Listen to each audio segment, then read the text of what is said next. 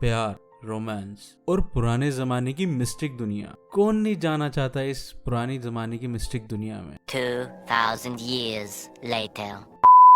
हर कोई अपनी जिंदगी में प्यार और रोमांस भी चाहता है। So hey guys, welcome to Hollywood movies explainer. आज हम शुरू करने जा रहे हैं कोरियन ड्रामे की कहानी जिसका नाम है the legend of the blue sea. तो आज के इस वीडियो में हम डिस्कस करेंगे सीरीज के पहले एपिसोड को, जहां से शुरुआत होती है एक अनोखे सफर की। तो चलिए बिना किसी देरी के इस एक्सप्लेनेशन को शुरू करते हैं। तो एपिसोड की शुरुआत होती है एक फ्लैशबैक से, जो हमें ले जाता है जोसेओन एरा में, पुराने कोरिया के समय में, जब इंसान और मछली के रूप में बदल सकने वाली एक अनोखी प्राणी मरमेड रहती थी। हम देखते हैं एक छोटा सा गांव जो एक समुद्री तट के किनारे बसा हुआ था, और जहां एक मछली पकड़ने वाले ने एक सुंदर मरमेड को पकड़ा होता है। दोस्तों, ये मरमेड काफी सुंदर है। उसके बाल लंबे हैं, आंखें गहरी हैं, उसके पास एक मैजिकल ऑरा है। उसे एक बड़ी सी ग्लास टैंक में रखा गया है जहां लोग उसे देखने आते हैं। दोस्तों, यहाँ पर मरमेड काफी रेयर होती हैं। इस मरमेड को देखने के लिए दूर दूर से लोग आए होते हैं। यहाँ पर हम मिलते हैं डैम रियोंग से, जो इस विलेज यानी इस गांव का नया तहसीलदार है। डैम रियोंग एक कंपैशनेट और इंसाफ पसंद इंसान है। जब वो उस मरमेड को देखता है तो उसके दिल में उस मरमेड के लिए दया आ जाती है। उसे लगता है कि इस प्राणी को इंसाफ मिलना चाहिए, क्योंकि ये भी जिंदा प्राणी है, इंसान की तरह। डैम रियोंग इस मरमेड को उसके बंधन से आजाद कर देता है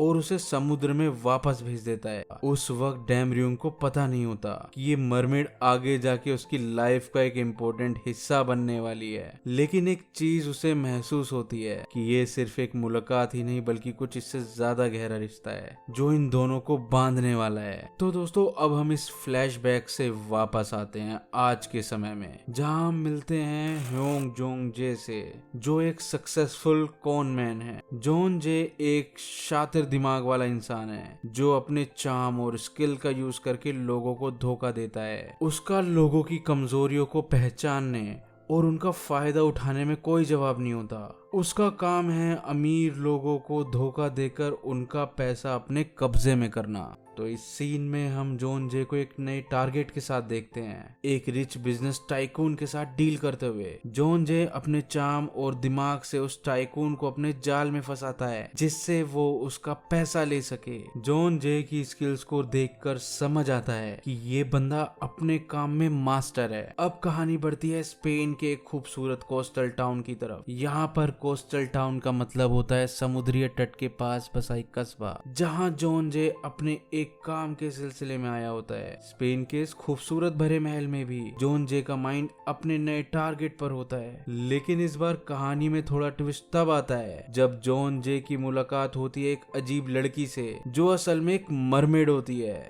ये लड़की जो बिल्कुल वही मरमेड है जिसे हमने पुराने जमाने में देखा था, और अब वो मरमेड प्रेजेंट डे में आकर जॉन जे से मिलती है। उसे जॉन जे के बारे में कुछ नहीं पता होता, ना उसके नाम का पता, ना उसके दिमागी चालों का। वो सिर्फ एक क्यूरियस और थोड़ी सी डरपोक लड़की है जिसे समझ नहीं आता कि इंसानों के बीच कैसे रहना चाहिए। अब दोस्तों, यहाँ पर एक बहुत ही इंटरेस्टिंग सीन होता है जब मरमेड, जो अपने इंसानी पैरों के साथ जमीन पर चलने की कोशिश कर रही होती है, वो एक्सीडेंटली एक म्यूजियम में चली जाती है, और यहाँ पर उसकी मासूमियत भरी जोन जे से मुलाकात होती है। जोन जे शुरुआत में तो उसको इग्नोर करता है, लेकिन धीरे धीरे उसको भी उत्सुकता होने लगती है कि ये लड़की है कौन और ये इतनी अजीब क्यों है। जोन जे को इस लड़की में कुछ अलग नजर आता है, कुछ ऐसा जो उसे इस दुनिया से जुड़ा हुआ महसूस नहीं होता। वो लड़की के पीछे जाने लगता है और ये देखने की कोशिश करता है कि वो क्या छुपा रही है। एक रात जब वो लड़की होटल के रूम में होती है, जोन जे वहाँ पहुँचता है, लेकिन जब वो उस लड़की को देखने जाता है, उसके होश उड़ जाते हैं। वो लड़की, जो असल में मरमेड है, एक्सीडेंटली पानी से टच होती है और अपनी सुंदर मछली की पूंछ के साथ तुरंत अपने असली रूप में आ जाती है। यहाँ पर जोन जे और मरमेड के बीच एक अजीब कनेक्शन बनता है। जोन जे को समझ में आता है कि वो लड़की खतरे में है और वो उसे बचाने की जिम्मेदारी लेता है। और दोस्तों, यहाँ से शुरू होता है उसका एक अनोखा सफर,